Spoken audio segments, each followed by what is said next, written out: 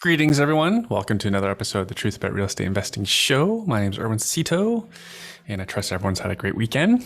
As the war goes on in Ukraine and checking in with my Ukrainian and Russian friends on social media, I can't help but be grateful. I don't have to explain to my kids what's happening like I would if I lived in Kyiv, the capital of Ukraine. Quick FYI, I know most people, like including myself, just a few weeks ago, thought the pronunciation was Kiev, but it's actually Russians who say Kiev. Locals to Ukraine, from my understanding, pronounce it Kyiv. Here I am, waiting for the day that my social media feeds would no longer be filled with trucker convoy news. Now it's all about the humanitarian crisis in Ukraine. This is so incredibly sad. This is not what I wanted. As always, I prefer not to dwell on anything. Either do something about it or move on. So Cherry and I have made a donation to the Canadian Red Cross, where our government is matching donations. I run my own charity, so I understand that many charities. We run our own charity because we wanted it to be an efficient charity. Just doing some quick research, this made sense since my dollar is being matched. On the brighter news, this past weekend was the beginning of another Stock Hacker Academy beginners course. 12 months, 12-month program starting with the weekend crash course. One real estate investor shared with me that he owns 4 investment properties that he plans on holding forever as a hedge in case the real estate market prices go even more out of control. He actually happens to be a mortgage broker, and he's taken our Stock Hacker Academy course for his daughters, as he doesn't know how the next generation will get into real estate investing without significant financial help. Him being in the mortgage space, and also it's funny enough, we had a few mortgage people taking the course, and they shared the same thing. No, I actually asked the question, what are young people doing for financing? And the consistent answers seem to be everyone's getting financial help from parents or grandparents or some sort of financial help from outside. It's not all of them. So again, he's learning how to stock hack because he needs a side hustle that will be accessible for his daughters. From my experience of working with hundreds of investors, over 90% of our clients are borrowing from their homes for down payments and renovation money. Of course, this is not financial advice. I'm just sharing my experience of working with a lot of successful real estate investors.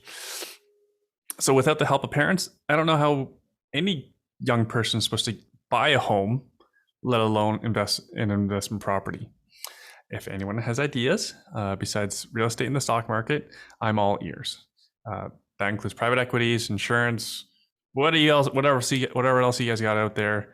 I am keen on listening. Of course, cryptocurrency, should have mentioned that. Of course, none of this is advice.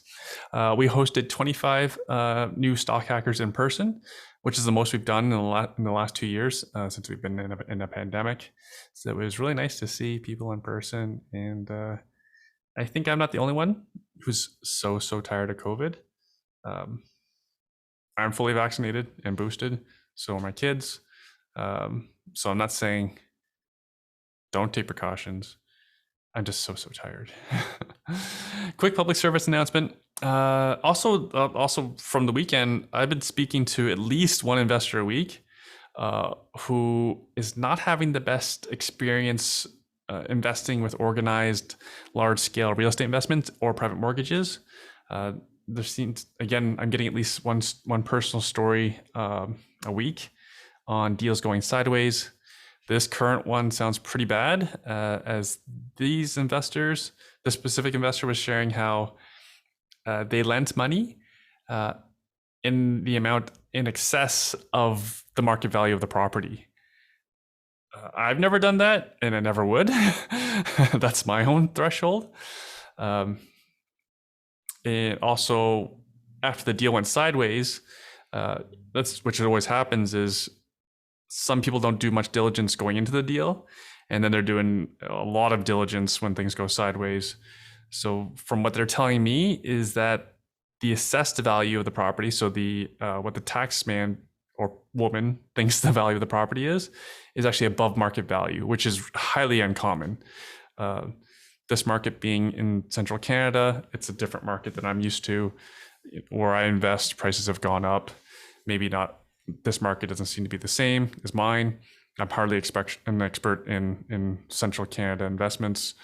But anyways, the deals sound terrible. I don't think any investor would get into them knowing that they are lending at values above market value and above assessed values. Actually, assessed value doesn't matter. It sort of matters. I think you get my point. It's actually the investor's opinion that the appraisers that were working with the investors directly may have been influenced because these are not, for example, typically when I'm investing, my clients invest, we're going through a bank, and then the bank sends their own appraiser. We can't influence who that is, right? So the bank has a bit more control on the quality of the appraisal that comes back. So I've never seen these types of problems before, personally. So again, just hope everyone out there is being careful, doing their diligence. If you know the property and you've seen the property and you've had it inspected and you are not cutting corners in the process, it's really tough to pull the wool over your eyes. So do your diligence out there. I've shared it before. I personally don't private lend because I believe there's a lot of diligence that goes in. For my own purposes, I can be a bit controlling over my own investments, which is why I choose not to private lend, because I'd much rather just own property straight out if I'm going to do that much diligence. So just quickly though, know your market well, know your prices. Worst case, it's not hard to have a trustworthy realtor to ask questions of, and then you can avoid a whole lot of scams. Again, I've repeated this many times. My preference is to still own real estate. I'm going to do my own stock hacking thing. I'm going to invest in if it's passive, I'm only investing what I'm willing to lose. So that could, for example, private equities or with my RSP. Everything for me has worked out. Not everything, but generally things have worked out for me, and I'm no financial advisor. Enough from me. On to this week's show. This week's guest is Ben Oosterfeld, a former real estate agent, having sold his business. We talk about why he sold it and how he sold it. At the peak of 2008 real estate market, Ben owned 61 properties across 4 cities and 20 plus investment partners. And he was living the dream, at least he thought he was, until the market came tumbling down thanks to falling oil prices and the credit crisis in the financial markets, which also was a pretty significant recession in the world.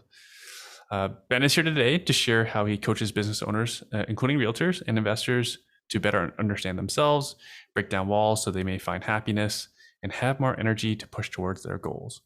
Ben's an old friend. We go back quite a few years.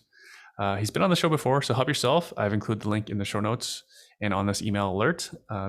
And also it's on the website as well. On our website, truthaboutrrealestateinvesting.ca. Make sure to sign up for my real estate newsletter and be notified via email when we have new episodes that come out. Ben also shares about his new book he's coming out with, The Richest Real Estate Agent. And I look forward to buying copies for my own team and I. I was a guest. Ben was kind enough to have me on as a guest of his podcast, The Richest Real Estate Agent. So check that out as well. And you can find Ben at www.benoosterveld.com. So that's Ben, OOSTERVELD.com. Please enjoy the show.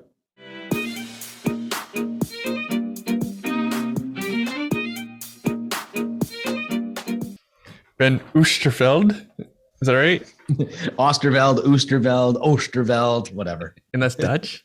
Dutch, yeah. Have you been to Holland? No, but Shut we up. have family. No, I'll have to run one of my retreats there. That'd be cool. Like that. I've never been. For sure. I've never been either. Lots of people know me there, though. I know the Oosterveld. There's a bunch of family there. So there's some connections. Hasn't really been a first on the list, Uh-huh. And where are you living now? West Vancouver.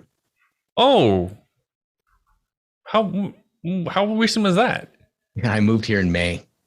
So today, May 2021, I moved there. So it's part of my whole life philosophy. Build a life you love. Love where you live, love where you work, love who you're with, love who you are, love what you do. Yeah. And I build everything according to that compass. And this is one of the dreams. And we pulled it off. We're living in one of the most beautiful neighborhoods in Vancouver. Yeah, one of the most Look at the expensive ocean every day. neighborhoods in Canada. What's that? Isn't it one of the most expensive? Like It number is. one most I think expensive? so. I think so. I think so. There's a house down the street at $8.9 million listed. It's ridiculous, but man, is it pretty. So, but what do you do? Limited edition. You look at the ocean every day. You know, it's crazy. Yo, you can see the ocean? I'm looking at it right now. Well, it's a little foggy. Can you turn the camera around? It's really foggy. Let me just see here. Just Oh, see, the view's not worth it then. You overpaid. so just like so that's kind of where it's at there. So that's for the benefit of you guys on watching on YouTube. We are on YouTube. Here. I just ruined everything for Ben. Made everything Yeah, difficult for him. But that's awesome. You know what I like is that perfection. Here, get my mic going here. Perfection is definitely the goal, but it's impossible. So whatever happens on these shows, whatever happens, I literally don't care if it's perfect. So that was beautiful. My camera's probably crooked now. No, you're great. Yeah, You're beautiful. with that. You There sound we go. beautiful. Thank you. That's all that matters. Yeah, man. No, it's a huge change for us. We got 5 kids, and COVID was a huge help for that. Everything got shut down. And wait. You're saying COVID was a good thing for you? Yeah, it was, because it actually, a few things happened that were good in COVID. When your kids we got 5 kids, but half of them are still teenagers, and you've got kids in horse riding, horse jumping, hockey, you got gymnastics, and then all of a sudden COVID shuts everything down for like a year and a half. They're homeschooled. All of a sudden, when we were saying we're thinking about moving, all of a sudden the kids were pumped. And it used to be like, we're never moving here. We're not leaving our friends. So it was just such a time as this. It just put together. We had a beautiful acreage. Market kind of popped. We just renovated it. And it was a miracle, man. Someone just came over, one of my buddies, and he's like, would you ever think of selling? I'm like, we're listing it tomorrow. He's like, I'll buy it. What's your price? Literally just happened. So sometimes you wonder about being in alignment, and that life doesn't have to be so hard. Maybe there's a little bit of a flow in life when you align to the true desires of what your heart is. It's like someone that plays piano without even practicing. Like, I think there's a piece of us that have our thing. Everyone has a thing. And I think if we look at our desires of what we really want, a lot of times we don't allow ourselves to dream, don't allow ourselves to have what we want. We always look at the best freaking ROI or the best logical financial plan. Trust me, it was not a good financial plan to come here. But again, I tell you, I wake up every single day happy. And that's where we value that. So I think getting yourself to a place where it's a little bit out of logic and more into following your heart, I think there's a magic involved in that. It definitely we need wisdom, obviously, and logic and good financial sense, but there is absolutely something about doing something that just pulls you toward it. But your West Vancouver house has gone up in value, no? You're on the ocean. Well, I'm not on the ocean, but no, it's don't care. So you don't look? Don't care. You don't look? Don't care. I look. I still care what the price of my house is and what the neighbors are selling for. Yeah. You know what? I like looking at the ocean. I like going for walks. There's a Lighthouse Park. There's just absolutely beautiful, man. Just beautiful. So cool. Where were you before? Sherwood Park, Alberta. And, Cold. So Edmonton, really. Edmonton, Alberta, Canada. Yeah. And your kids wanted to move. They didn't like having all that property. You know what? We had a beautiful acreage, but yeah, no, it's, you know what? It was scary. Everyone was worried. But now we have amazing schools and everything turned out, man. It turned out amazing. So now it's, and to be honest with you, I don't know if it's energetically, but man, we make friends here fast, connect with people better. Like even in the hometown where we were for a long time, I didn't feel fully connected and I knew everybody. Here, it's so easy. It's just a different energy. Can't explain it. Maybe it's me, probably is. But my wife has a whole new friends group. All the kids have new friends groups. Like it's already better than where we lived for all those years. Interesting. So I always thought the Western cultures are pretty similar. Like very friendly. Well, here, I don't know if Alberta, I don't know what it is. I think we bring an energy to our life. Mm. I think it's what we bring to our life. I never wanted to be in Edmonton. Every day I didn't like it. So Oh, you're gonna piss off some people. I'm gonna get all these negative reviews now. yeah, go All ahead. these Bring it people are on. saying buy Bring it on. Edmonton. Here we go. You know Oh, what? Yeah. hey, to be fair, I had Cheap Pure real estate. Poltergeon on just last week, so he was all talking about Edmonton. So okay, All good. All good. All good, dude. because was most of your realtor business in Edmonton? Yeah, it's all good. Yeah, the team Oosterveld real estate was there. Yeah. So you were selling crap. No, I'm kidding. I'm kidding. Selling cheap real estate. Let me tell you, I didn't sell for a few years though. I built a team. We had everything all automated, and you had multiple assistants. You know, we had a few team members, and it was good. We built out an amazing referral base, and that was most of the business. So yeah, no, yeah, my brother-in-law actually bought the company, Corey McEwen. It was awesome. He's fully trained, everything I've taught him, you know, and he's obviously even taken it farther. And so he ended up getting my assistant. He got my team. I had a couple of really big agents leave beforehand, so it definitely changed the value at one point. But happy to have a setup where my brother-in-law can take over the entire company, and I get a bit of money for that, which is very exciting. Nice little exit for selling my business. Really focused on trying to build a business that's sellable as a real estate agent, and that means that you got to have automated systems. You got to have things, because no one's going to value your business at all if you're the person making all the sales. So that was what was my focus, is how do I get out of selling? And honestly, the real estate business was always on the side for 10 years. It was just, I was always coaching. The whole reason I became an agent was to prove the systems. And it was fun. It was a fun challenge, you know, build it, became Rookie of the Year, sold a whole hell of a lot of property, got all kinds of cool awards. But it was more the challenge of actually putting the system together and doing it differently. And yeah, super proud of what we did there. But yeah, no, it's definitely was never the plan to be a real estate agent, to be honest. Because what year did you start? Because I remember you were on the show and you had just started. Yeah, that's right, man. 2012, I got my license. Okay. Yeah. And so I sat on it because I was coaching. And then finally I'm like, okay, let's do this. So it was August 2012. The first 6 months I made $60,000. Okay. First 6 months. The next 12 months, that's why you'll hear me say the first calendar year, I made 440 grand in Edmonton. It would have been $1 million for sure in Toronto or Vancouver. But then so I hired an assistant literally within the first month of me getting my job, because I was building a company. I wasn't building a sales machine. I was building a company. And I knew, being dyslexic, ADD, and all kinds of literally I look like a child when I write anything. And even if you watch me read something, I literally can't read. Unless I'm like ridiculously passionate about it. And then the ADD hyper focus kicks in and I can crush reading. It's a really weird problem. But with all these different ailments, I just hired an assistant to do the work for me, you know, 3 hours a day at $15 an hour. And that was the hack. And so and I ended up getting a buyer's agent my first year. I made $97,000 my very first year. Yeah, in 1 month. Sorry, I had my one of my biggest months, like $97,000 in my first year. And yeah, went and built one of the top Western Canada real estate teams within 3 years and rock and rolled.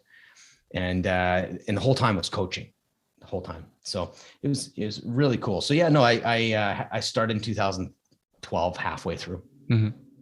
And your coaching was focused on who? My coaching's before I was an agent, I coached businesses, I coached individual entrepreneurs, I coached national companies. I was just all over the place because I was a real estate investor and going through the crash of 2008, which we definitely should talk about. Yes, please. We will. And the thing is, I repositioned my life. It was actually a really difficult time to go from being a 7 year straight real estate investor, owning, 61 properties. I had 4 different cities going, 20 some investors, real legit business. And having a 2008 crash happened where where you can, I didn't realize it was probably the biggest crash we'll ever see in our lifetime. And I was young in my, 20s, really late 20s, and trying to navigate that. We ended up okay, but it was definitely not easy. But I repositioned myself to a sales and marketing coach. And I started coaching companies in sales and marketing. And then it evolved to business. And then it evolved to deep personal psychological growth, emotional intelligence over the years. So that's what happens. That's what I did. And I focused all in on real estate agents because I realized this business is ridiculously easy. People are just like doing the same old thing. Like you look at the competition, it's almost like I looked at it and I'm like, everyone has like Toyota Camrys and they're all trying to beat each other. I'm like, what a world-class like we go into like world-class service. We go into long game systems. We go to automations. There's all kinds of different things that that I brought to the table that just completely put us to the top and that people weren't doing. Like when someone would buy a property, they'd say, thanks. We roll out the full red carpet, give them wine, customize gifts according to the things that are nostalgic values. Yeah, 3 months later, we send them a picture of them on the red carpet, not a picture of us. We never branded ourselves once. We branded the experience. And then what happened was within the first year, we were probably 20% referrals out of the gate. And we just focused everything we could do on client experience, building up the referral base. And I realized nobody was focused on keeping their clients. Zero. Like I think about it, your show is about investors. It's the same philosophy. If you're an investor and if you have people's money, like why are you not creating a long game, a relationship program that keeps them in the game for 20 years? You're going to get all your business from referrals if you keep a relationship. And it's just like in real estate, they get so busy because it's sales focused. I realized everyone was just sell, next deal, next deal. Every single coach right now is teaching how to find sales. But what happens when you do get sales?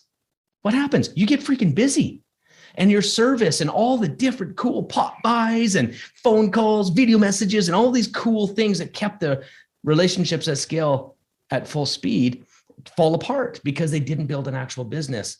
Like it's just one of those things. So I realized, we focused everything on coaching real estate agents because it was a massive need. No one was a business owner. Everyone was salesmen and saleswomen, and they still are.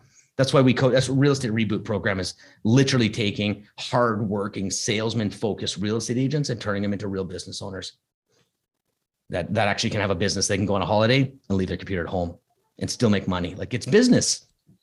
So sales and marketing doesn't solve everything, because that's what's being sold out there. It's the best script. That's the best. Oh man, that's like whatever. For sure. Best CRMs. I get all those. I get all the ads too. So me too, man. It's almost like Erwin. It's almost like the magic diet pill. Best selling thing you can buy. Why do you think millions of different ways to lose weight is out there, but everyone's fat? That's because there's something else other than that. They're looking for the hack, and it's almost like everyone else all the other coaches sell ice cream. And I'm like, yeah, I got ice cream too, but you're going to make you eat your vegetables. And that's what changes lives. That's what for real results happen. It's just a little bit different, little harder to sell, understanding that like you're in your own way. Like I remember Erwin standing on stage and at a keynote when I was speaking, and I love to ask this question when I talk, and it's simply saying this, like, how many people in the auditorium right now love to ask for help? Like just look at this. I'm so deep into the psychology of what it takes to take action. Why don't we do what we're supposed to be doing? We know the answer, but why are we not doing it? And so this is a really big question. It's like, so the psychology is that nobody likes to ask for help. Guess what? The most successful people on the planet find who to help, not how. Like, do you think Elon Musk is sitting there reading a book on freaking rocket engines and how to fly a rocket? No, he finds the people that are the best and they put the people together. That is how the billionaires are doing it. And you got a bunch of real estate agents trying to say, oh no, I don't need help. I can do everything. Yeah, and that's right. Yeah, and that's why you haven't freaking paid your taxes. That's why you're not doing follow-up. You miss over $150,000, $200,000 of lost revenue from simply not following up because you're too busy doing everything. And so when I love to bring that example, because when we're sitting on stage at a keynote and everyone's like, oh, and then I say, okay, let me ask you a question. If you had someone to remind you every single day, and it would take one phone call, so let's pay this person $15 a day, call you and say, hey, did you call that person? That's it, literally. And I'll keep care of your client list. So this one person at 1 hour a day, let's just say it's what, $3,500 a year. I always ask, how many deals did you miss last year from a lack of follow-up? Right? And so let's say 10 deals. Erwin, what's the average in your area for one sale? Average commission? It's getting pretty big. 16,000, somewhere around there. So let's say it's 10,000. Yeah, easy math. I like that. Yeah, thanks. I didn't know how to do 16. So need your wife to come out. Here's the thing, Erwin, if you do that's 100, that's what is that? 10 sales is $100,000. So I could spend imagine me saying, why don't you get someone for $3,500 a year to remind you to call them? That would make you $100,000. Like, people are not thinking, this is so easy. They're complicating it. It's just not, but you have to ask for help. You have to build a team. You have to get people to help you. That's a big deal. Really big deal. That's why I coach real estate agents. It's a huge hole, and I like solving that problem. Because real estate agents, I know it looks shiny on the outside because so many people are getting into it. Are you seeing that too? A lot of people are getting into it. Totally.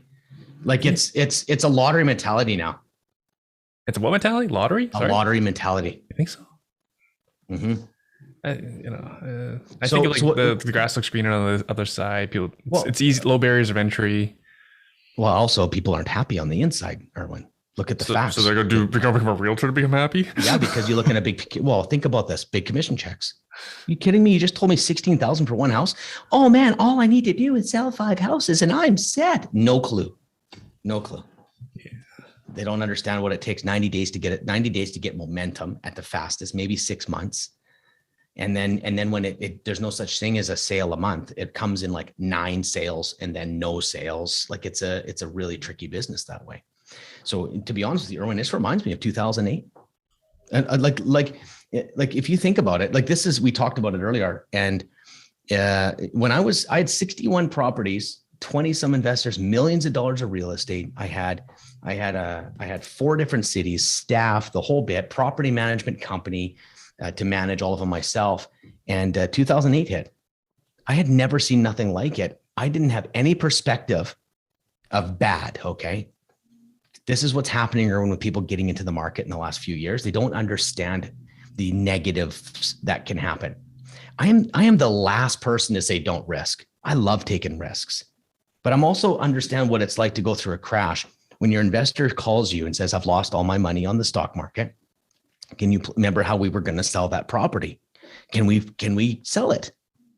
And I say, no, we're stuck. And I'm a young man that's never gone through something like this. It was horrifying being a people pleaser at the time. Making them happy. Can you give some context? Like, so what year is this? 2008? 2008 to 2009. Like it was a cliff, man. It was like off. And what happens was, and this was Edmonton? Yeah, Alberta. I had 4 different cities: Red Deer, Hinton, Alberta. Edmonton and Calgary. So we were heavy in Alberta. And then we had the oil crash. Oil and what's the financial crash, right? When I can double whammy. Dude, I got a mortgage with, I didn't even know what my credit was back in the day, like way back. And I got it 107% mortgage. I just said, I want a property. And like, how about 107%? I'm like, thanks. So I bought all the furniture I needed, furnished it, called every single oil company in Hinton and said, do you want a hotel alternative? Do you want a hotel alternative? What are you paying for hotels? They're like 20 grand a month. I'm like, how about 7,000 for mine? I bought the property for 100 grand. It was like I was making $5,000-6,000 like literally every single month clear on these. I had 10 of them in that town at that time. It was wild. But remember, like that's a fucking lottery, dude.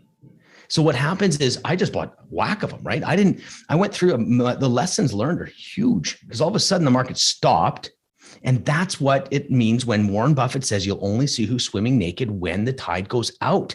But there's never been a boom that's lasted, 10 years? Never. Like, I don't know what the history is, but I bet you maybe there is somewhere. But it has to change. And what is crazy now that I'm old and wise, because of that, I went through it and I paid the price, is that right now is the best time in the world right now to take the extra money and do things that play the 20-year game. So let's just take real estate agents right now. Man, it's so easy. Put a sign in the lawn. It's sold. It's a bidding war. It just depends on how to navigate that. And it's like, okay, something is way too easy. Erwin, there's more people right now coming to me. Like I coach agents all over North America, and it's every single agent. Like most of them are having their banner years.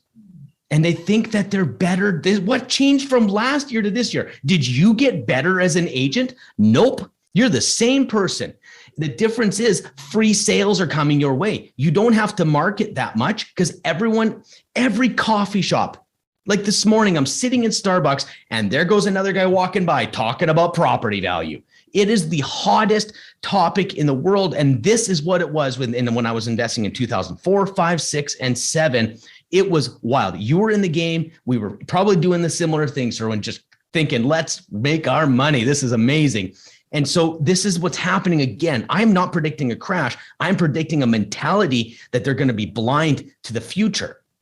So what they're doing is they're playing the present game, and people are taking 90-degree turns on their life plan. to get in the game. They're literally abandoning their life plans so they can make sure they don't miss the real estate boom.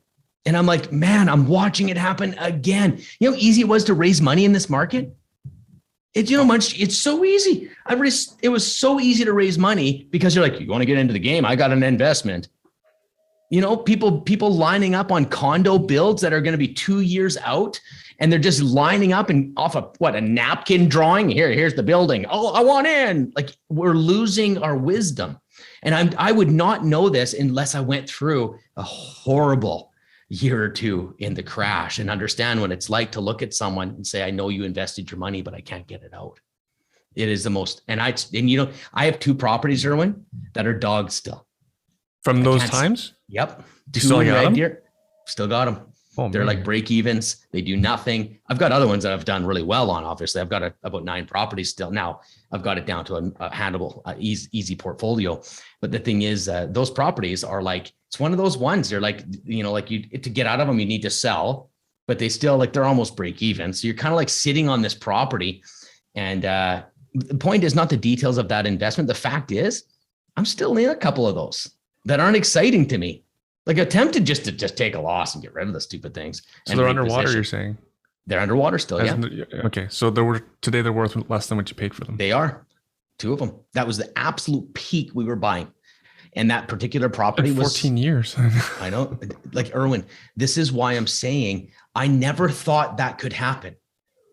So I've got other properties that are diamonds, right? Like, I've done really well in real estate. But the thing is, I know both sides. I feel so freaking lucky because now I feel like a wise man looking at what's happening. I'm not scared, dude. I think it's amazing time to be getting in real estate, but not in with blindness. Mm-hmm. Like, real estate agents are the side effect. Like, that's where I live, helping agents. And they have a chance right now. They're making $50,000 to $250,000 more in their budget. How much do you think is going to building infrastructure, hiring staff, building out their long games, client gifts, like actual things that are going to actually drive business for the next 20 years? They're just looking at making money right now. They're getting new cars, holidays. Are they even knowing how to put their tax money away? If they are, that's great, but reinvest into the company right now. Reinvest into staff. Waste money trying to build out your infrastructure. Waste it. I don't care. Don't start buying more marketing. Right now, you don't need to spend much money on marketing. Go long game, connection with your clients, making sure that that's good. Hire someone to just manage a prospect list. Hire a feedback manager. Raise your experience. So when the market crashes, you're still the very best option in the market. It's absolutely simple. But right now, because of the boom, people are starting to get a little bit complacent. They're losing their customer service because they don't need it. When you're making $500,000 without even freaking trying, see, times will change. And the people that set up their systems and set up a real business and challenge their mindset that way, they're going to be the ones that last the 20-year play. They're not just going to be like, remember the good old days when we used to make all this money? That's what's coming. That's the feast and famine cycle. We are in the feast right now. I heard that happened to some realtors and realtor teams just even during the pandemic, was they were like in a wait and see mode. Yeah. Like versus out, like Cherry and I were hosting like weekly webinars on like what to do in the situation. But watch this though. Okay. Watch this.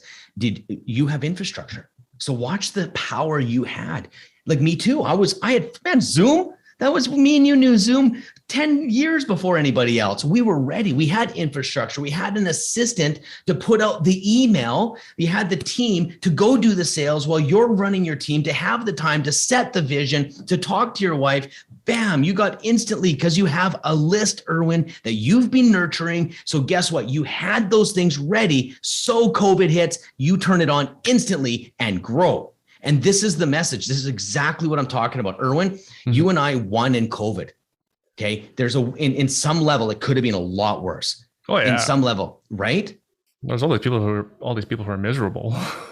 Well, and I think people, like, I know a buddy of mine, he owns the largest boxing gym in all of Western Canada. He had built all of his online training program that he was going live, and it was sitting on the shelf. Guess what? He invested in effing infrastructure. He had it ready. He turned it on overnight. He didn't miss a beat. It's been hard as hell for him. But guess what? He ran the whole time. Other gyms are like, sorry. Like, it was because he invested when the times were right in infrastructure. Imagine if you had to film imagine the people going, I guess I got to do online training. What's Zoom? What camera do I get? Like if we can, as real estate agents, have a list. If you don't have your list managed, pay someone to handle that list. Like there's infrastructure, things that are basic that people aren't taking care of. But guess what they do? They take $10,000 more and they crank it to lead gen. They take another bunch of money. You get into magazines, you do door knock. Every single decision is based on sales when they should be making some of their revenue and allocating it to infrastructure. But there's no real teaching out there, Erwin. It's frustrating. Like hire an assistant should be the number one thing every agent should be doing. If they have extra money, take 15 grand, take one freaking deal and invest it into an assistant just to help you. It'll shift your mentality. How many people have you DL at for not getting an assistant? DL? Would you say yelled at? Yeah. Oh, dude, you know what? When I started, I had an assistant within 6 weeks because I hated the paperwork that much. Everyone that's won the game did that. Carson Breyer, he went through my 6 months real estate reboot camp. He's I don't know, it's got to be close to $2 million. The guy's one of the top agents in Edmonton. And yeah, same thing. He hired an assistant within 6 weeks, 8 weeks. Like it just understanding business pays more than understanding sales. Ooh, we're going to piss off some people. So Ben, can we rewind to 2008? Bring it on. I'm the top sales guy everywhere I've ever gone to. So I got the right. And it got me freaking busy. I got big paychecks, but it led to chaos. It led to hurting my relationship with my wife. It went to a place where my kids wondered where I was. When I was in freaking Florida, I was sitting there dealing with brokerage issues because I didn't have, there's times where I outsold everyone, it covered my sins. A really, really bad money manager is no problem. As long as you keep on selling a shit ton of stuff, you don't need to worry about money management. But the moment the sales drop, you find out where you're at. Yeah, because we got lucky because the government bailed us out this last time. But like 2008, there was no bailouts, was there? Dude, it was scary, man. It was scary. I calculated the money we had and we thought, okay, we have literally a timeline. Because the money dried up and we had no sales, like meaning I made money with my investments and I had structured deals where I made money while I was investing. Mm-hmm. And so we had to kind of keep investing as we built our portfolio. We had different things, but everything stopped. Nobody was investing. Like, it wasn't like, dude, it was literally like June of 2008. I remember exactly. It was literally felt like the next day. And every single person wasn't interested in investing in real estate. It was literally, I've never seen nothing like it because it was like the stock market started plummeting it so fast. Every single person panicked. And I remember, dude, my dad was a financial planner, Erwin. During that time, my dad and I had parallel lives. But you know what? He's a people pleaser. He was always a performance guy. And guess what happened? He ended up having a really hard time. He put money into a property, into an investment that fell apart. And it was insured, it was safe, it was everything. He went through a really difficult time. People were coming going, I have no money now. And it was like their investments are gone by 50%. Like, how do you look at people? And I realized now looking back is that I was in real estate, and yes, we did get some underwater stuff, and yes, we did, but we never lost anything. That's why real estate is really cool, because you still have bricks and mortar, still got cash flow. You still can pay it down. Stock market is a little bit different. So I like the diversification. I like having a little bit of real estate, because even when a crash happened, I still got real estate, dude. I still got real estate. A lot of people lost everything in the market if they were in the wrong place. Mm-hmm. But I remember people killing themselves during that time. Financial planners were killing themselves. Like I didn't realize how intense that was, being in the position I was early or yet late 20s, trying to navigate being an advisor with money for all these people. And so I don't think I'm jaded from it now, because it's like it literally was a process to get through that mentally. Like, I've gone through a lot, but the reality is I smell it again. I'm starting to smell that hyper blind jump in the game focus right now. And I'm not scared of it. We have way different economics. I don't think it's going to crash. I really don't. But I think we got to be having our head up. Let's not make stupid moves right now. We got a great opportunity to get ahead right now. Yeah, it's just this past weekend, a similar property to the type of properties I buy had 23 offers on it. So I mean, man, I remember. Yeah. I remember. I'm closer to it now than I ever was. So I'll just keep tabs on how many offers are on stuff. And then maybe I'll decide to sell something when I think something might turn. I know a guy right now, a friend of mine, he invested for as long as I have. And I just met and had a coffee with him, and he's a real estate agent, just became one. And he made $500,000 last year on the island, first year, like really, but he's a good dude. Okay. He's a salesman, but also a really good, wholesome human being. He liquidated. And he's repositioned. He probably because he did go through the harder times. So now you see a boom, you're like, hey, I want to take the money. Mm-hmm. And so he made that choice. Mm-hmm. You know, I think logically it's going to be a loser on ROI, but the thing is that was his choice, and he now can reposition his money into whatever he wants. And he's in the best place he's ever been in his entire life. Vancouver Island, you're saying? When you mean island? Everything he sold was in actually Ontario. I think it was kind of in your area, to be honest. Okay. He had about 3 or 4 houses gone. He's got a whole whack of cash, and now he's going to do whatever he does. But mentally, that was really good for him.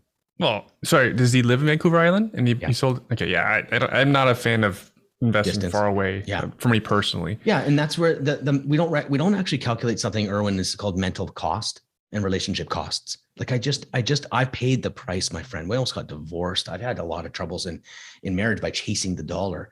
And I learned some major lessons, man. And definitely can say I don't do that anymore. Clear as day.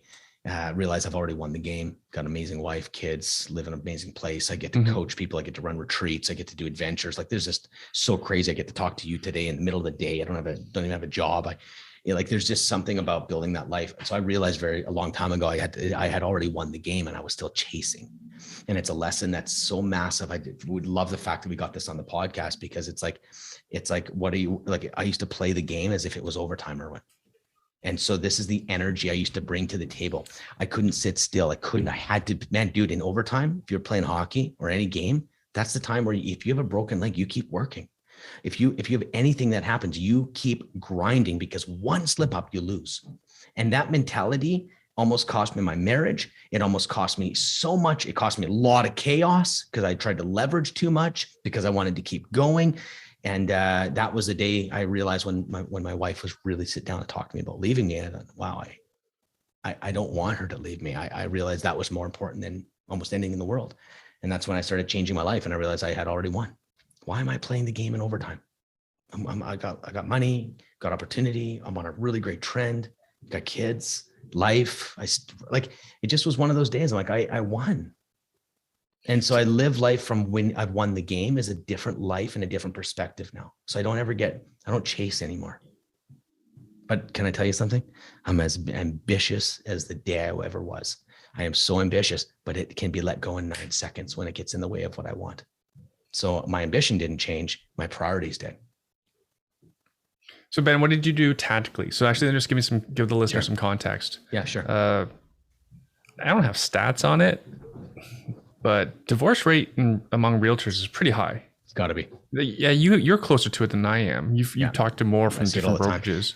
I'm coaching very closely with many people. I've even got a client right now that's actually asked me specifically just to work with him and his wife on a relationship level, which is the wife a realtor?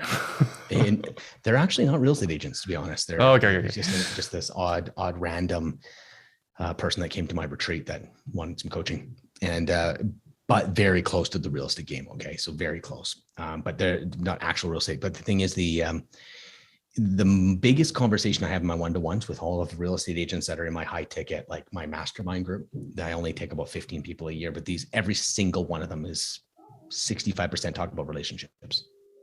Probably 75% of our conversations is relationships. Why? Because that's the part that's the most important to them. I think the divorce rate is tough now because marriage is secondary. Marriage is not necessarily the, how do you measure someone that's not married, but they live together it's common law is just almost as normal as marriage. To me, it's the same thing. So same thing. Yeah. So I don't know the stats either, but I know that it's rampant everywhere. I just know that 100% of people I talk to, that real estate is putting strain on their marriage and on their family. So tactically, what can someone do? You know what? I really okay, so this is personal, right? So I run a program that's 50% personal growth, and I take 6 months through there, and I take them through a process with training them in real estate. The first thing I do is ask them what makes them happy. And it's a really weird, I do a 2-hour session, what makes them happy. Okay. And I ask them, so let me just I'll give you the actual exercise. So at least there's something that your listeners can take. what I would do is I would say this, give me your financial goals. So one of the first questions I ask him is a good old coaching question. What's your financial goals? So I set them up. I set them up though. So anyone joining my program, you'll know I'm going to set you up. So here's what it is. So I say, what are your financial goals? And you could imagine, right? Like, what do they say? Like what their financial goals are, like in real estate terms, it's always the same thing. Okay. I need 250 grand or $1 million or 50 deals or 80 deals. Okay. So they put a monetary value, either it's on volume, number of deals or gross income.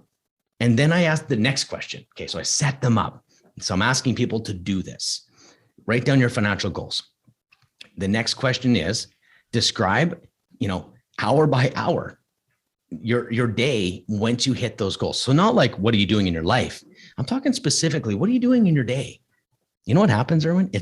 I could literally open it up right now. I won't, and show you 100 times I've probably done this. I've got all their homework in a file. I've got a lot of data. And so what it is this, you'll have the first question and everyone talks about money. And they say, what's your goals? And the next question is this. Well, what I want is to wake up in the morning and sit on my balcony and have a tea or have a coffee, maybe go to the gym and maybe do a deal here and there.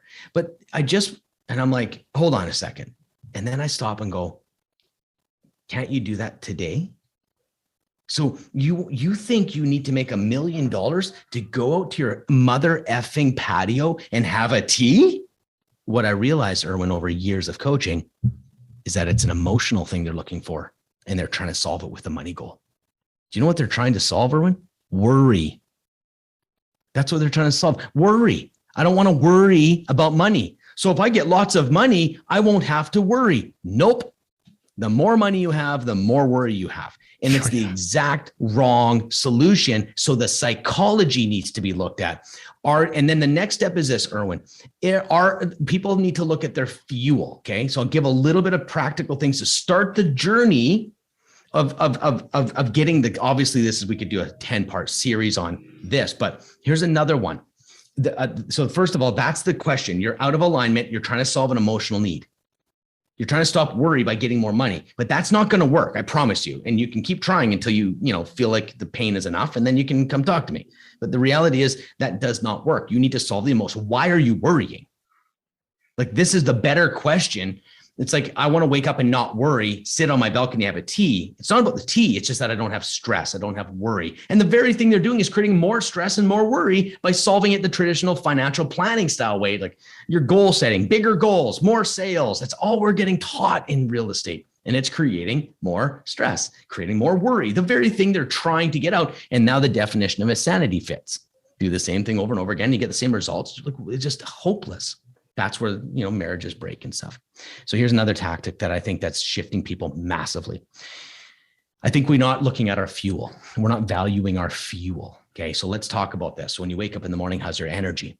See, we spend so much time thinking about tactics. Okay. And systems and how to be number one or whatever it is. But we don't ever spend enough time on going, how are we going to fuel ourselves to get the goal? So the bigger the ambition, the better energy you need. But that's not a conversation. That's some very, very foo-foo stuff. But let me just explain it in a real practical way. Let's say you're a race car driver, right? And the thing is, what do you need? You can have the best machine. You can have the best driver, best tires, best brakes, best engine. You could literally have the best record in the world, but if you don't put fuel in the car, you literally lose. It's the number one thing that can take out anybody is low energy. You understand? Did you get COVID, Erwin? Did you get COVID? Knock on wood, no. Yeah. And so, but I've dealt with so many people, right? So they get COVID, right? No, it's the number one thing they lose, energy.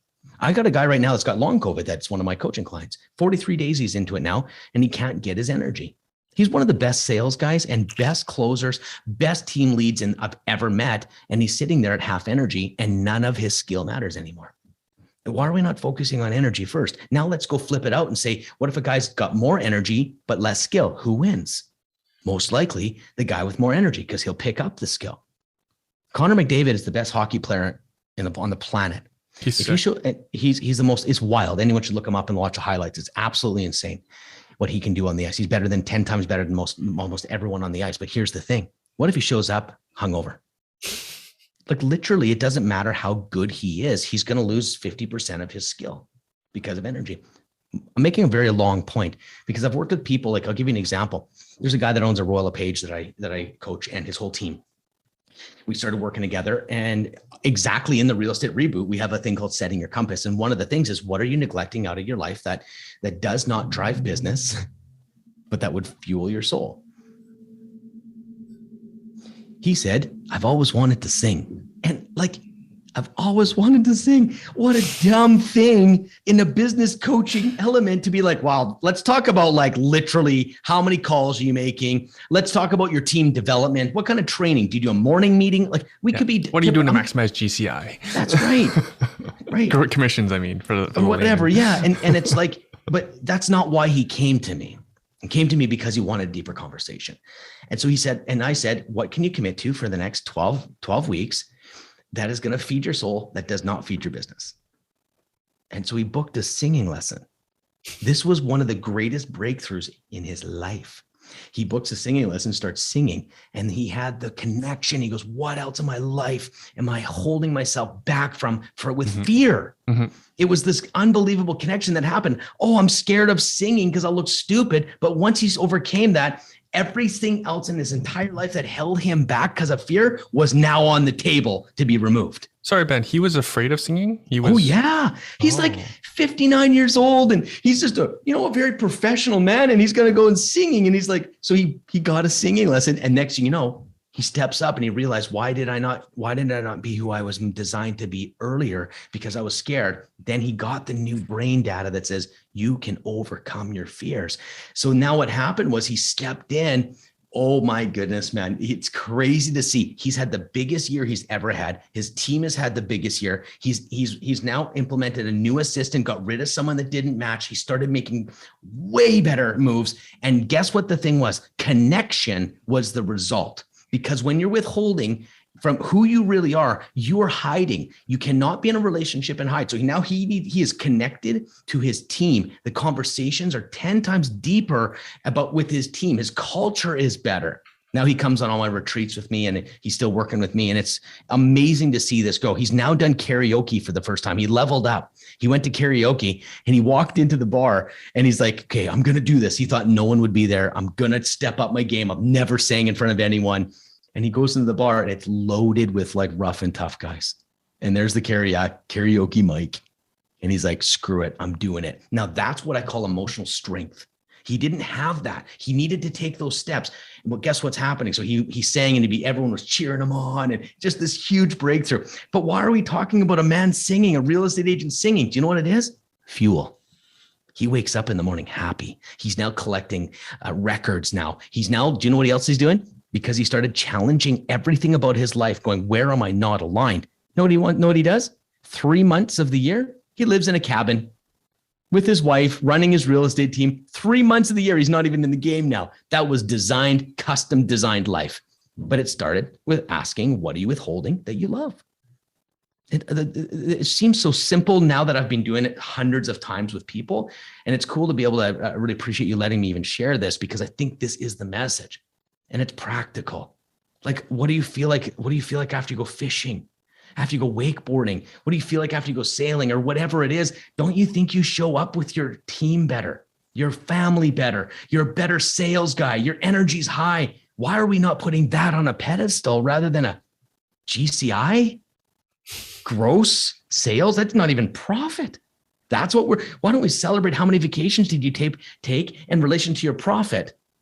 I can take more vacations. I can get more profit. Now it's a different question. We can change the metrics on our success. Redefine success is really important.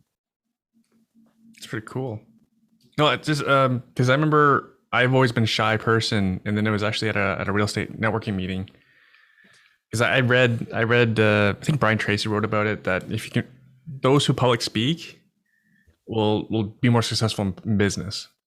So I forced myself. You know why? You overcome the fear. It's just a fear. It's a fear crusher. Well, I had to overcome that fear first. So that's right. It was weird. I basically had a blackout moment to ask the coordinator for speakers if I could give a talk on the city of Hamilton, investing in Hamilton. And I was so nervous. Oh, I love it. Love And these she stories. said, "Oh, so again, I had to block myself out to be able to Yeah, man. ask to go Yeah. speak in front of 300 people." Well, Right? it's intimidating, man. First Oh time at yeah. 300. 300 is a big room. It Oh, it's a actually big looks room. really big. Yeah. Right. Yeah. So, and then she said, "Yeah, of course, no problem. Just send me an email and some ideas, and we'll book a date." And like, wow, that was easy. I thought that was the easy part. And then you actually have to get on the stage, and then Yeah. holy You got to make shit. sure you go to the bathroom first because you might just pee your pants. You're so scared. But Was it my go business? ahead. My business just boomed after that. Interesting, hey? Yeah, because But I think the energy you bring changes, and people saw you. They actually saw conquering you. that fear not what enabled me to go after other ones. Exactly. Because then the next one I attacked was my fear of heights. Wow. Right, and now I jump out of a attack plane? it. Sorry, Did you jump out of a plane? I've jumped out of a plane. Yeah, I've done bungee jumping, done the CN Tower edge walk. man. When you're in Toronto, we Wow. should do it. When you're in Toronto, Yeah, we should that do sounds terrible. it. Yeah, bring your mastermind. They'd love it. You guys want to get close? Oh my goodness, that's crazy. We actually have a yeah. retreat in October. I was supposed to send you some information. Forgot about that. In next Jerk. October, we go, yeah. You didn't want I'll me get there. it to you. We've got this amazing place that's off grid, but the lodge has a Wi-Fi connection, but no phones. And we go What's there. the point of Wi-Fi then? Well, you know what? You know why? Because we are in business. I think there's some level of like connectivity that can be there, and plus mentally, I don't think people can take all of it. I take baby steps. We don't need to go to black belt. We can go to blue belt. That's fine. Yeah. Sometimes we grade our accomplishments against top A type big times winners, and I don't think we need to do that. I think we need to grade our success on the 1% steps that we need to take. And so one Wi-Fi connection is a pretty big deal for when you can't use your phone in the cabin. Mm-hmm. You got it, like, you know, it's a good step for most. But anyways, yeah, no, we're gonna go deep dive into who you are, what you want, get clarity and get connection. That's okay, when is it? October. When is October, it? Where is it? Oh, what's the date? If you go to 2022, right? benoosterveld.com and hit the retreats, it's a mindset retreat. And can you spell it? Your name's not easy. Yeah, It's like Smith. yeah. So BENOOSTERVELD.com. If you go to benoosterveld.com, the retreat's there, and it's $3,500 a person. And it is probably one of the biggest game changers I've ever seen in my life when it comes to business and relationships in the combination. There's and it's how many days? It's 3 days. 3 days. 3 days. Yeah. Who's it for? Who should go?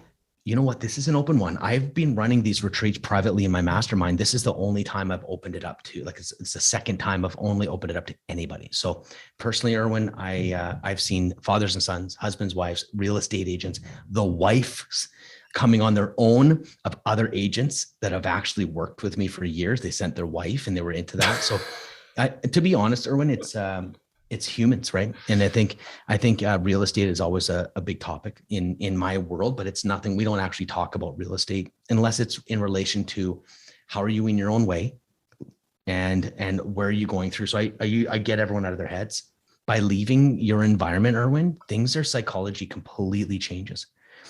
I think even chemicals in your brain changes, dopamine, like there's all these different things that happen, stress, guilt, shame, all of these emotions show up when you have to leave your family, you have to leave your team. It also is a really good place to test if you're a business owner to find out where your business falls apart when you leave for 3 days. So there's so much benefit from just going. Just if I just said go and we just hung out, it would still be a massive thing. But at the retreats, what we do is we examine you. Mm-hmm. And it's the safest environment in the entire world you've ever believed. And I facilitate the whole thing. We figure out what you want, where you're in your own way. And there's times where most of us are telling our story to ourselves that isn't 100% accurate because we don't want to face the bad feelings. So we avoid them. And so we look at them and we have massive breakthroughs. That's what happens. And that's where I can tell you story after story after story about lives of being. It's like the catalyst for these massive changes in their lives, and increase is a very big theme. If you go to the website and watch the video, you'll see the actual location. You'll see some of the guys that went on this last retreat in Northern Ontario. It's an hour and 45 northeast of Sudbury. Oh, that's far. Yep. And it's in like 3,500 includes meals and accommodation. Everything. Just gotta make your way there. That's it. Just get there. I don't think it'll always be that price. So if someone's listening to this and it's been a while, double check. Double check, don't quote. Oh, But it's a good but chance it's they'll sell out. honestly it's just I just know what it is, and we're branching out to opening it up. It's just too many. Like I just feel like we've had this beautiful thing that we've been doing for years and years, and I just think so many people would love to just jump in a retreat that aren't wanting real estate coaching, or they want to develop bring their team. And that's the area that I can because I don't need to coach everyone. So, but like, for example, if you brought your team, or when you go coach them after, but the conversation on your team will change. That's the difference. You'll have a deeper connection. You want, like, the culture of your team is just an absolute game changer. It just changes everything because you actually get real. We break down the barriers and you connect. Like, put it this way, Erwin, how many people get you? Like, I'm talking buck naked, know who you are, not everyone naked, but you know what I mean? Metaphorically speaking, every single thing is on the table with Erwin. They get you. How many people? I don't know. A very small number. I can be pretty closed off. So what do you, 2? Sure. So that's fair. What happens if there was a place where I could get to where I really got you, Erwin? What would happen to me in your relationship? Like, truly got to that place where I got you. Oh, we'd have to kill each other. he's like, stay away. Well, it's like Erwin, imagine if you could give that to your team. Yeah. And you get them. We talk, retention. Well, let's offer all these things for retention, and let's invest in our team. I'm like, what if you just got them? That's the most limited edition place you can ever be with a human being, is they get me. I've probably got 3 people, my crew, my business from within mastermind. I think they get me, but there's also my wife who gets me. And so there's a very few amount of people. I've been actively building my tribe in that way and being wildly open so I could find those relationships. So it's a really big deal. So that's where a lot of it's a really great place to jump in if it's not about just coaching on real estate and stuff. It's a really cool place. I envision teams showing up there and doing something together that would be just completely game changing. Sounds awesome. BenOosterfeld.com. Yeah.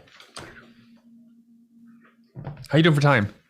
I'm good. I have a team meeting after, so that one's fine. So whatever you got, man, whatever you want to do with your show, I'm here. As long as it's like 2 more hours, because that'd be probably a boring show by that time. Oh, you know everything then. About me. So you sold your company, because I'm sure some people are interested in that. Sure. Like, you took an exit. Why? Yeah. Why the decision to sell? I never wanted to be an agent. I never did. I was always doing it. I've been trying to exit since my 2nd year of real estate, to be honest, Erwin.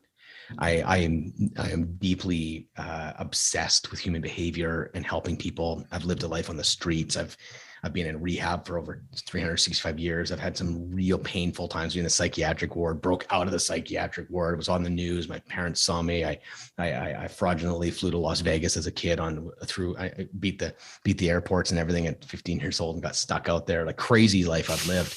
And so I've had a lot of pain. Depression was a massive thing for me. Rage and anger, massive. So once you've got, like, for so much of my life, I've just been trying to be normal. I've had so many things that was always unfair. Like, I was a good little boy, and life kicked my ass. And I think it's the greatest gift I've ever had in my life now, because I wouldn't be so obsessed with making an impact and helping people. And so real estate is one of my avenues that I used so I can impact lives. And I freaking love business. I love sales. I love it because I'm a freaking connect the dot kind of guy. I see through walls. And so yeah, like, it's real estate. I sold my business because I was always trying to sell my business. You know, if I did it again, I probably could have done a little bit better if I sold a little bit earlier. I waited a little bit too long, because when you got a cash cow running, you know, you had free hundreds of thousands of dollars coming in, and you literally don't even need to show up. That's a hard thing to sell. So I probably waited too long, lost some value because some guys leave, right? When you're selling a real estate company, the biggest thing you've got is your systems and your team. And so, and your advertising. If you've got a really good brand, you're obviously buying the brand as well. And so to evaluate a company, you can't evaluate your company with your sales. So let's just say I sold 100 properties and my team sold 20. I can only evaluate my team as 20, because you're not buying me. You know, you got some intellectual property, and you've got some, my list, but they all know me. So for 2 years before I sold, I was moving my client base to my team, planning to sell. But the thing is, though, I should have sold when it was at its peak. I didn't know when it was at its peak and I wasn't ready. And this is how life is. But I ended up selling. I got a payday. I won't disclose that in light of, it's obviously not for me to disclose. It wasn't a massive payday, but I've structured a deal that's 5 years. So I get paid for 5 years because I know my base and I know how many people call me still, and I know the business. So I've kind of got similar situation to when I owned the company. It's a little bit less, obviously, because I'm sharing now, but it's like having a team still for the next 5 years. And and that's how I've exited. I know other people that just took $250,000 check and exited, but the value, and it's not the best business to sell, but it's a great business to exit with a sale. Like most guys just fade away. I'm like, it's crazy. You've got 20 years, 30 years. Man, if you would, do you know why they don't sell? Because they don't keep a business. They're a salesman with a phone. There's no value in it. My value was I had full from start to finish processes built. My assistant runs the business, my team systems. We had marketing out there. We had all of these different things, but it was a business. It was run without me. That's when you can sell it. If it's honestly run without you, I think that's the value. Why wouldn't you, like Corey McEwen, who bought my company, think what he has now. He literally has Team Oosterveld in the same town. He's got my entire base instantly overnight and my sales team and my office and my assistant overnight. It's just crazy. Like the value that he picked up was just unreal. So why not buy a business? Why don't even talk about this? Man, no many people right now, why do you go to the old timers and say, I want to buy your list? Why don't you come up with a deal? Guess what? You could probably buy it for a couple grand. They don't know nothing. They probably didn't even keep their list. They're like, oh, sure, sounds good. All you want is them on it for a year, them to maybe send out a good email, say he's joining my team as he retires. I had a plan for this. I was going to go pick up all the old timers and build my team this way. Thinking, imagine you could literally get 2,000-3,000 people on your list by picking up these guys and have the retirement group. I loved it. I love the game, man. I love the game of real estate and building business. I could go all day on any business and I have all kinds of crazy ideas I never executed on. I love sharing those with my crew. Love it. But that's a great way. So think about that's a business mind versus a salesman's mind. So Ben, selfishly, I want to ask a question because we're running out of time. Sure. So again, selfish question, not for me, it's more about my audience. I know a lot of people are struggling out there, mostly mental health wise. Actually, no, I think statistically, I think 1 in 3 people responded to a survey saying their mental health is suffering. Oh, it's huge right now, COVID. Are you suffering? That's not really the question. Say you are suffering. But sorry. Say you have a coaching client. Genuinely, last year was the most oddest year, one of the best years of my life, and honestly, really hard. Yeah. After the second year, mentally it did weigh on me. Like if you think about it, I got 5 kids, man. We're trying to like they were at home. My wife hasn't gone to the gym for a long time. There's all this different stuff going on. We moved from Edmonton to Vancouver. Like on paper, social media, it looks amazing, but that's hard.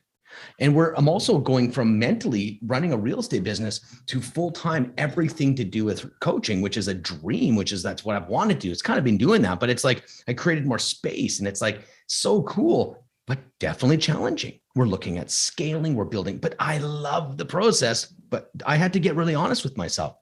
I put on a little bit of weight and I was like, what am I doing? What's happening to me? Because I disconnected with the emotional things I needed to deal with. I disconnected from it so I could just plow forward. Okay. Because I had to move. We sold the company. We renovated a house. We had to get the kids set up. So when you're grinding so hard, what you do is you block out the emotion that's telling you to slow down. And I didn't for a bit because I needed to move. I needed to do these things. And the real raw truth of it is that it cost me a bit on I was tired. I'm coming out of it now strong. Like I'm definitely losing weight and I'm fixing that all up. No problem. I'm back on track. But the thing is, I had to come to terms that, this got me a bit. It got me a bit. And I realized I disconnected from the emotions so I could keep moving forward. And that's my go-to back in the day. That'd be a shadow of mine where I'll just be like, I don't care if I got a freaking broken leg, I'm winning the game. I kind of shifted into like, I kind of almost had to. Moving a company, selling a company, selling a house, renovating a house, moving to West Vancouver, finding the kids' schools, practical stuff. But it was like, how are we going to move our kids? We got multiple cars, just plus running a real coaching business, a national company, investment properties, just the amount of things that we hit through the transition of multiple things. I realized, wow, I should have stopped and felt sad. I should have stopped and identified with my emotions. Instead, I just kept pushing. And I'm okay with that. Like I'm not perfect, man. It's part, but I'm very self-aware that that's what happened. I'm learning my lesson again, where we pushed too hard again. I pushed too hard again. And I could have done a couple more days off. I should have taken another weekend away during the process, even though my life felt like I couldn't. And so, yes, my mental health definitely got touched. And now I finally feel like over the last few months, I'm like, okay, baby, let's effing go, baby. Let's go. And I'm feeling back to myself. I'm like, yes, eating killer, doing well, coaching's on fire and everything's good. And it's just part of the process. So mental health and I'm strong, dude. Like mentally, I'm strong. And so I know, and I was living a 1% life in it. So I'm very well aware of the privilege and not privilege. I fucking work for every dollar, but anyways, that's another topic, but I'm sitting in a privileged position for sure, but I worked for that. So, but I think about the people that don't have that and they have the struggles and there's more child helplines doubled from like 1 million calls a year to 2 million. Like those things destroy my gut. You're talking about the police calls out there about battery, like more about physical beating each other up. And like, just, I think the undercurrent of our society is fragile right now, mentally. I really do. That's why I told my wife to learn Krav Maga. Is that fighting? Krav Maga, what is that again? That's like Israeli military. Oh, yeah. That's legit, man. That's scary. Those scary dudes. And they play for keeps. It's like they cause damage, right? That's crazy. I'm going to interview your wife on my podcast here. Right Ask away. her about it. Ask her about Krav Maga. I'm going to say Erwin thinks that you should be a fighter. No, she took lessons on my advice. Okay, cool. That's great. Good tip. I'll ask her. You have a book coming out. Can you tell me about it? The Richest Real Estate Agent. This how to build a seven-figure business without sacrificing your relationships. It's the first mindset book in real estate that's ever been written that has a ton of unbelievable tactics and strategies all wrapped in mindset and personal growth. I wish I read that instead of that other book, the everyone calls the red book. You know the one I'm talking about. I do. Well, I have a feeling more hate mails coming in. You know what, Erwin? I paid Scribe to help publish this book. I've invested probably $20,000 at least into writing it. These guys they helped me so much because they said, Ben, if you write a tactical real estate book, you're going to be invisible. I'm like, I know I don't want to do a tactical real estate book, but I want to do a personal growth book. I want to do something that actually matters. And they're like, well, what if we bridge the gap? And I'm like, yes, that's exactly what I've been trying to do. And it's very difficult to blaze a trail in an industry that doesn't have that trail blazed yet. So it's like, is it going to even, like, no one's going, you need to work on your inner game. We're a relationship business. Should we train on relationships? Nope. Lead gen. And to me, it's really obvious. So I'm the first, and honestly, the results of the people going through my stuff is wild. Like people are really having massive success starting from the inner game and the thinking. And so this book bridges the gap between a marketing, sales, business development book with it all is based on mindset, 100% on emotional intelligence and mindset. Because you want to be, and what is rich? Rich is like a very good dessert. Like if you have a rich dessert, it's just rich and you want to wake up in the morning feeling like an amazing feeling on every area of your life. Money is not rich, but the rich is the marketing ploy. The richest real estate agent is good marketing. So we now have Richest Real Estate Agent group for real estate agents. And we have our podcast, the Richest Real Estate Agent podcast and the book. And it's coming out in April 2022. Oh, it's soon. Where can you get it? Where can folks get it? No, man, I don't even know. I think check Amazon, my website. Probably Amazon's going to be probably the number one place people buy it. Okay. So that's going to be the place. You can't get it now, but you can go to my website right now if it's before April and join my waiting list. I'm going to do something special for anyone that wants to jump on my VIP early list. Well, I want a copy for everyone on my team. I have a feeling I have this weird fire in my belly that's like, okay, this might hit home because can I tell you something, Erwin? I have my group, right? And I ask the group, every time someone says, I want to join your Facebook group, I ask, what is one way you get yourself in your own way? Dude, it is so crazy. The real estate agents, I overthink. I'm a people pleaser. Like everyone has massive emotional, intelligent issues. They have psychological stuff and guess what? It's like, there's no solution for those unless you go to a therapist. I've now bridged the gap with this book, truly. And so people are going to understand how to raise their emotional intelligence, become mentally healthy while building a real estate business that can truly hit 7 figures. I'm excited. I'm going to try and bust through my ADD and get through this book. I'm going to do an audiobook, but I'm not doing it till probably the fall sometime. So I can relaunch it. It's a good marketing one, right? To get, once it starts dying out, I'm going to come up with an audiobook and fire that baby up again. So sounds good. Sounds like I'll get excited enough to read a hard copy. I think you'll actually really like it. Can't wait. I'm going to sign up for it. Ben, it's been a blast. Sure. My team's a big fan of your work. For context for the listener, like my team's attended Ben's events in Toronto. So all the feedback is fantastic. Can't wait to see the book. Can't wait for more events in Toronto. Traveling to open up. Crazy. Totally. I had it ready to go, dude, for March. I was going to come to Toronto. I had all things lined up and it was like, nope, cancel that baby. Nope. I'm not going to risk it again. I got to wait. But it's probably the book. I'll do some touring. I'll do some speaking and things. It'll be fun. Awesome. Toronto, Let me know. sure. Let me know. 100%. Let me know when you're out this way. Yeah, you got it. All right. Cheers, man. Thank you so much for having me on again. Honestly. No, thank you. Thank you for listening. If you want to learn how to invest in real estate from scratch, my team teaches beginners how to use the #1 investment strategy in a virtual free training class every month. Go to investortraining.ca/podcast to register for our next class. I publish an episode here every week, so subscribe if you want to keep learning from seasoned investors like myself and my guests. Again, if you're ready to learn the nitty-gritty about real estate investing, register for our next free virtual training class at investortraining.ca/podcast. Again, thanks for listening to the show. Talk to you next week.